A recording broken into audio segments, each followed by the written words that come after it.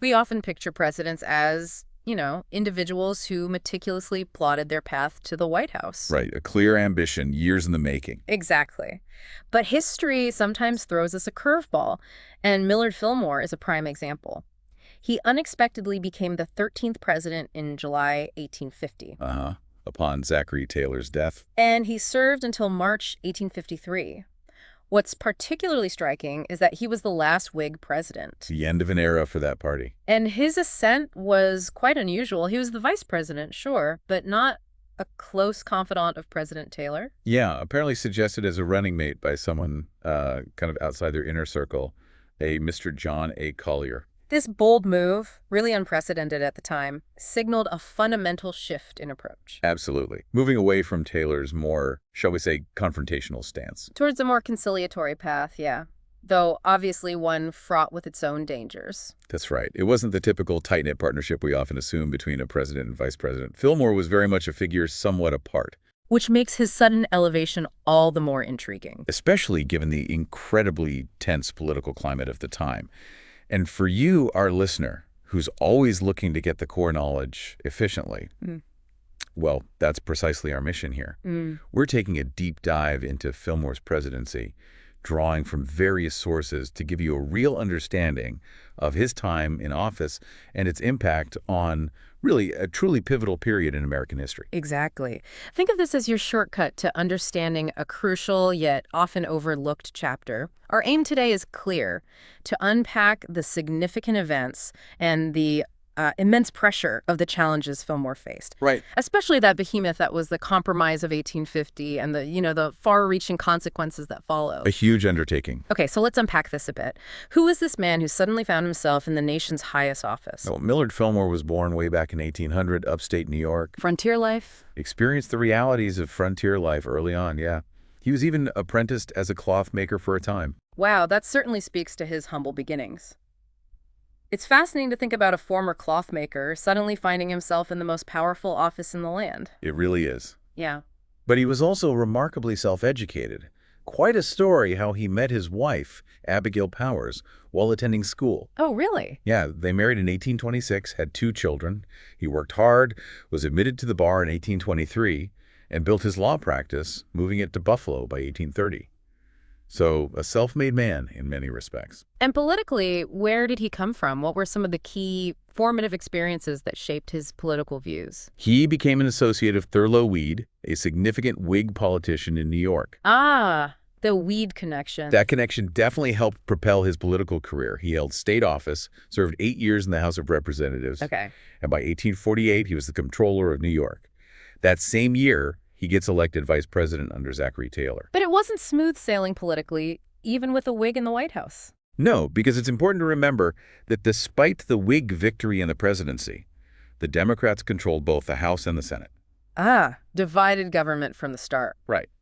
And you mentioned he was a bit sidelined as VP. Yes. That's largely attributed to Thurlow Weed again. Weed was a close ally of William H. Seward, and they didn't necessarily see Fillmore as part of their core group. Oh, okay. So Fillmore's vice presidency wasn't perhaps as influential as some others. Then the unexpected happens. President Taylor dies on July 9th, 1850. And Fillmore's world changes instantly. How did that transition unfold? Was it chaotic?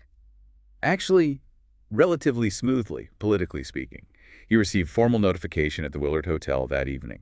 The very next day, he took the oath of office in the House of Representatives chamber. And was his legitimacy questioned, like John Tyler's had been? That's a key difference. Unlike Tyler, Fillmore was widely accepted as the new president by both Congress and the public. So a smoother transition in that regard. Interesting. And just a little personal detail, his wife Abigail was often in poor health. Oh, right. So their daughter, Mary Abigail Fillmore, often stepped in to serve as White House hostess. Gives you a glimpse into the personal side of this sudden shift. Right. So he's in office. What's one of the first big moves he makes? He makes a very decisive move. Yeah. He dismisses Taylor's entire cabinet. Wow. All of them? That's a pretty drastic step. Were there any contemporary criticisms of that move, or was it largely seen as necessary given the circumstances? It was drastic and quite significant. In fact, he's the only successor president who didn't initially retain his predecessor's cabinet. Really? Yeah. It immediately signaled a major shift in policy. He then appointed Daniel Webster as his Secretary of State. Daniel Webster. Now, that's a name synonymous with compromise in this era. What did that appointment tell us? It clearly indicated Fillmore's alignment with moderate Whigs, people who believed in finding some kind of compromise on the incredibly divisive issue of slavery. His other cabinet appointments, folks like Thomas Corwin and John J. Crittenden, further underscore his aim to reunify the deeply fractured Whig Party. So he was trying to bridge the gaps. He was trying to balance the various factions pro- and anti-compromise, North and South, and even those who had supported Taylor versus those who hadn't. A very, very delicate balancing act. A tightrope walk, it sounds like, right into the teeth of the biggest issue of the time, slavery. Exactly. Let's talk about the Compromise of 1850. What was the powder keg that led to this? The primary catalyst was the huge amount of territory acquired after the Mexican-American War. Right, the Treaty of Guadalupe Hidalgo. Precisely. The fundamental question was, would slavery be allowed to expand into these new lands, California, New Mexico, Utah? And this wasn't just about economics, right? No. It touched on deeply held moral beliefs, property rights, concepts of honor. Both North and South felt passionately, though for different reasons. And interestingly, much of this new land actually seemed geographically ill-suited for plantation-style slavery. But the principle mattered more. For many in the South, the principle of expansion was paramount. And this wasn't a brand new debate, was it? There were already attempts to draw lines in the sand. Absolutely. You had the old Missouri Compromise line of 36 degrees, 30 minutes, trying to regulate slavery in the Louisiana Purchase territories. Right. Then came the Wilmot Proviso during the Mexican-American War. It failed, but it proposed banning slavery in all newly acquired territories. That must have really inflamed tensions. It certainly did. So several specific flashpoints were bubbling up at the same time, right? You mentioned California. Yes, California. Oh. Fueled by the gold rush, it was rapidly developing an anti-slavery constitution and urgently seeking statehood as a free state. Okay, and Texas. Texas had significant claims over a portion of what's now New Mexico, Yeah. and it was burdened by about $10 million in debt from its time as an independent republic. New Mexico itself had a history of prohibiting slavery and strongly resisted being absorbed by Texas. Then you had Utah, with its predominantly Mormon population and the controversial practice of polygamy, presenting another unique territorial challenge. Wow, a lot going on. And it wasn't just about the territories, was it? There were other irritants. Correct. The slave trade in Washington, D.C., the nation's capital, was a moral affront to many Northerners. Right, the symbolism of it. Exactly. And the issue of fugitive slaves, the legal obligation to return escaped enslaved people, was a constant source of friction, especially with northern states passing personal liberty laws that often hindered the enforcement of the existing Fugitive Slave Act of 1793. So a whole host of interconnected problems, a real Gordian knot. How did Congress initially try to tackle this? Well, Senator Henry Clay, the veteran great compromiser, stepped up. Of course. He introduced an omnibus bill on January 29, 1850, a massive, comprehensive package attempting to address all these issues at once. What was in it? It proposed California's admission as a free state, Texas relinquishing its land claims in exchange for federal debt relief, establishing New Mexico and Utah territories without explicitly deciding on slavery, leaving it to popular sovereignty. Okay. A ban on the importation of slaves for sale in D.C., not slavery itself, but the open trade, and a much stronger fugitive slave law. A real kitchen sink approach.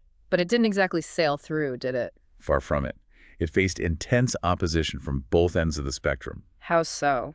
Southern extremists like John C. Calhoun saw any limitation on slavery as an attack on their entire way of life. They wouldn't budge. And the North? Anti-slavery Northerners like William Seward and Salmon Chase vehemently opposed any concessions that would potentially expand or strengthen slavery, especially the Fugitive Slave Act part. And President Taylor, where did he stand? Taylor was actually against Clay's bill. He favored the immediate admission of California and New Mexico as free states, and he was strongly against Texas's territorial claims. So the president and the architect of the compromise were at odds. Completely. And this is where Fillmore's sudden presidency becomes absolutely crucial.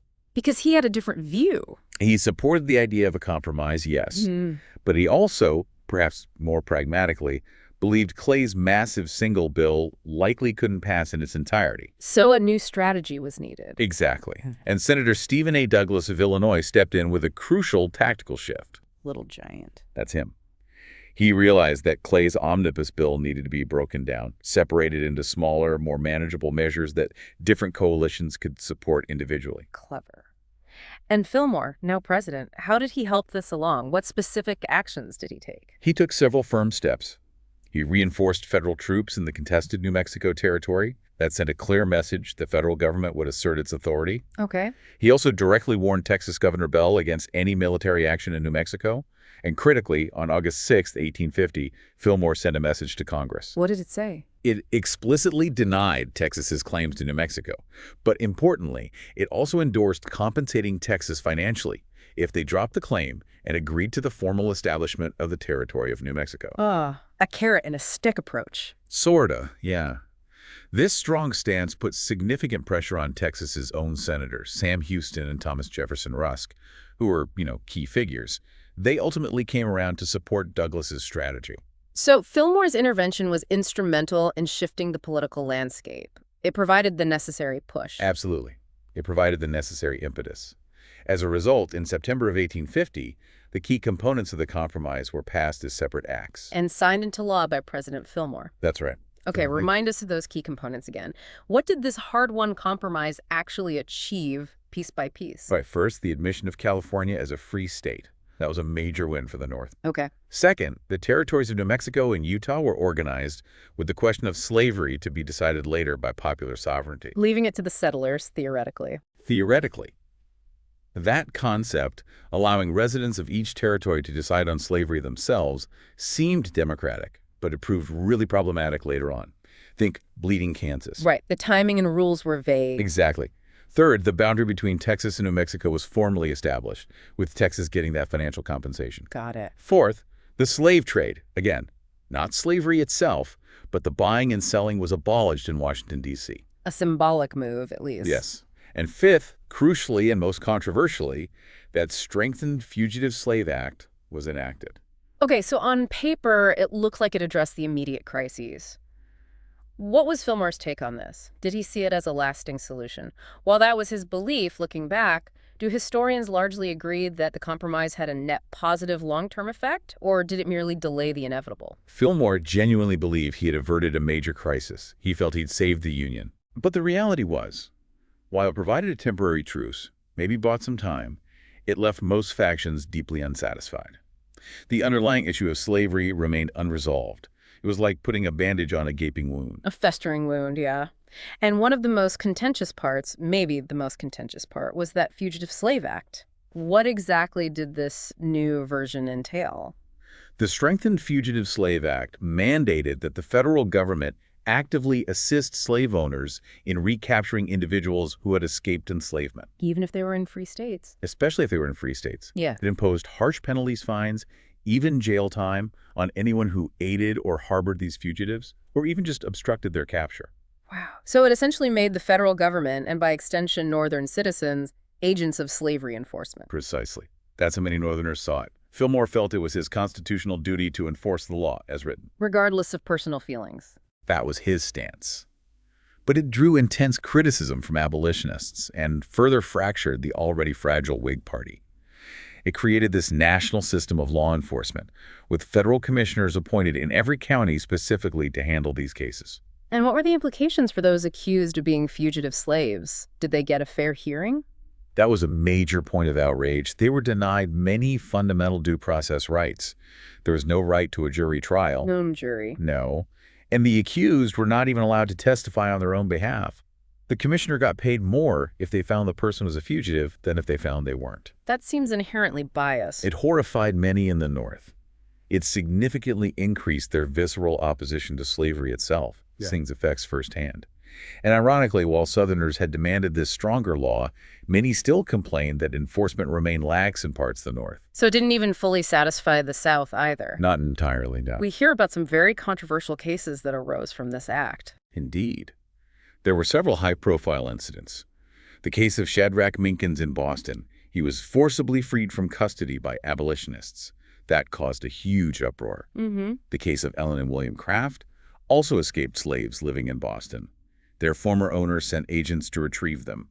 Fillmore actually threatened federal intervention. To enforce the act. Yes, But the Crafts ultimately managed to escape to England with help from abolitionists. These highly publicized incidents just inflamed passions on both sides. And then came Uncle Tom's Cabin. Exactly. Harry Beecher Stowe's incredibly powerful novel, published in 1852, was a direct response to the horrors of the Fugitive Slave Act. It heightened sectional tensions to an unprecedented degree, really galvanizing Northern opinion. So while the compromise aimed for peace, the Fugitive Slave Act seemed to sow more discord almost immediately. It absolutely did. It was probably the most divisive part of the whole package. What else was happening domestically during Fillmore's presidency? Was it all just focused on slavery? Not entirely, though slavery overshadowed everything. Fillmore was actually a strong supporter of national infrastructure development. Oh, like what? He advocated for investments in roads, railroads, waterways. He signed bills supporting the Illinois Central Railroad, a major project, and the Sault Ste. Marie Canal, connecting Lake Superior and Lake Huron. Important economic developments. Definitely. He even rode the first train on the completed Erie Railroad, highlighting his commitment to that kind of progress. These projects were intended to spur economic growth and, better connect the expanding nation. That shows a forward-looking aspect to his administration, despite the overwhelming focus on the slavery crisis. What about the West? Well, he made an effort to de-escalate tensions with the Mormon community out in Utah. He appointed Brigham Young as the first governor of the Utah Territory in September 1850. That seems significant. It was an attempt to bring them into the fold politically. And apparently, in a gesture of gratitude, Young named the territorial capital Fillmore and the surrounding county Millard. A little presidential legacy there. Indeed. He also corresponded with the reformer Dorothea Dix about establishing asylums for the mentally ill. She had this big proposal for federal land grants. Did it happen? Unfortunately, her proposal ultimately failed in Congress. His administration also signed the Donation Land Claim Act of 1850 for the Oregon Territory. Which had negative consequences for Native American populations, displacing many from their lands. So a mixed bag there. Right. And recognizing the economic impact of the California gold rush, he asked Congress to establish a federal mint there. Leading to the San Francisco Mint. Exactly. So a mix of progress and policies with less positive impacts, definitely overshadowed by slavery. Let's turn to foreign policy. Who was advising him on that front? So while Fillmore was grappling with the fracturing nation at home, he was also navigating complex international waters. He actually had two very capable secretaries of state during his term. Daniel Webster, until his death in 1852. Right. And then Edward Everett took over. But notably, Fillmore himself was apparently very involved in foreign policy decision-making. He kept a close watch. He wasn't just delegating. Seems not. He was actively engaged. What were some of the key areas of focus international? Asia and the Pacific were major priorities. The Perry expedition to Japan. Commodore Perry. Right.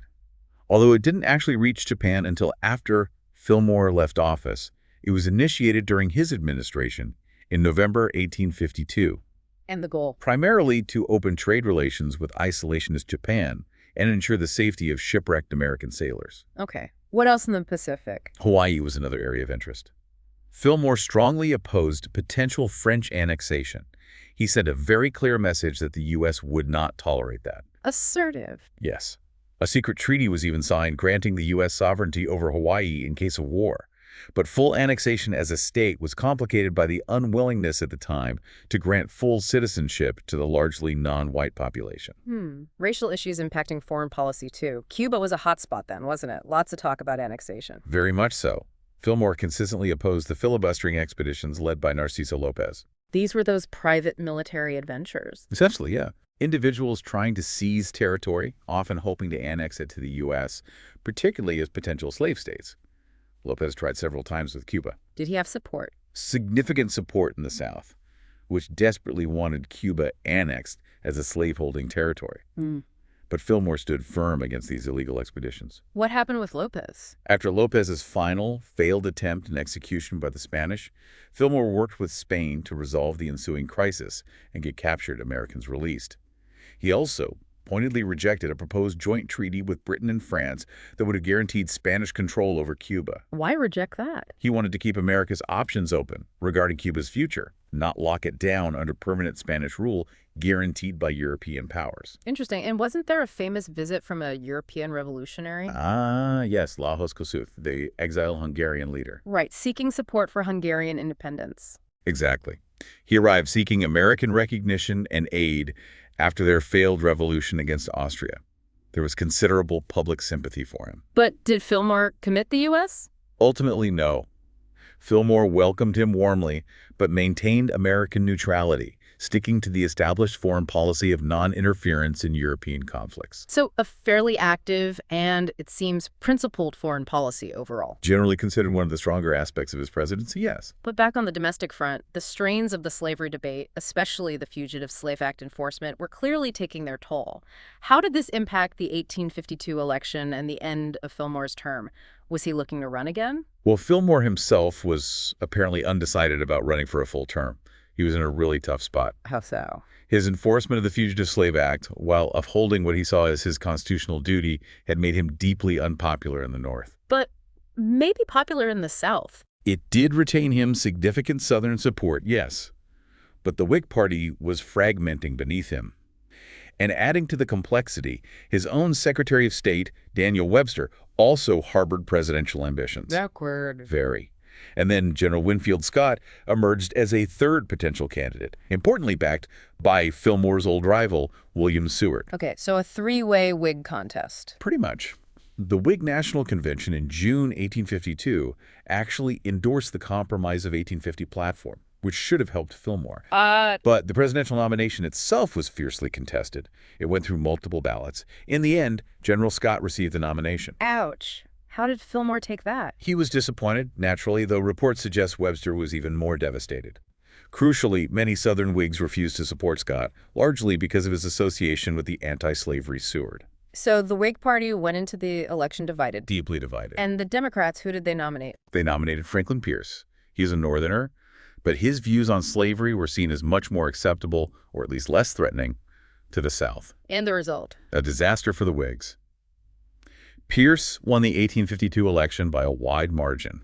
It was a major defeat, signaling the rapid decline and impending collapse of the Whig Party as a national force. Wow, the end of the line. Pretty much. Fillmore's final months in office were relatively uneventful after that defeat, and he left office in March 1853, succeeded by Pierce. So, considering all this, the unexpected rise, the compromise, the Fugitive Slave Act, the party collapse, how is Fillmore generally viewed by historians today? What's his lasting historical reputation? Is he just a footnote? He is definitely more than a footnote, but his ranking isn't usually very high. Generally, historians tend to place Fillmore as a below-average president. Why is that? The compromise? Compromise is central to it. Some historians, like Paul Finkelman, are quite critical. They argue the Compromise of 1850 was essentially an appeasement of the South. Yes, that it failed to address the fundamental moral issue of slavery, and really only postponed the inevitable conflict. Finkelman essentially sees Fillmore as being on the wrong side of the era's great moral and political questions, especially regarding the Fugitive Slave Act. But there are other perspectives, aren't there? It can't be purely negative. No, definitely not. Others, like historian Elbert B. Smith, offer a more, perhaps, sympathetic portrayal. They see him as a conscientious president. Conscientious how? In the sense that he felt bound by his oath of office to enforce the laws as they were written, including the deeply unpopular Fugitive Slave Act, regardless of his personal feelings. So, duty over popularity. That's the argument. They suggest his support for the compromise, while controversial, was driven by a genuine, if ultimately unsuccessful, desire to preserve the Union from immediate collapse. Are there specific things he gets credit for? Yes. Even critics sometimes acknowledge his competent handling of the Texas-New Mexico border dispute, avoiding potential armed conflict there.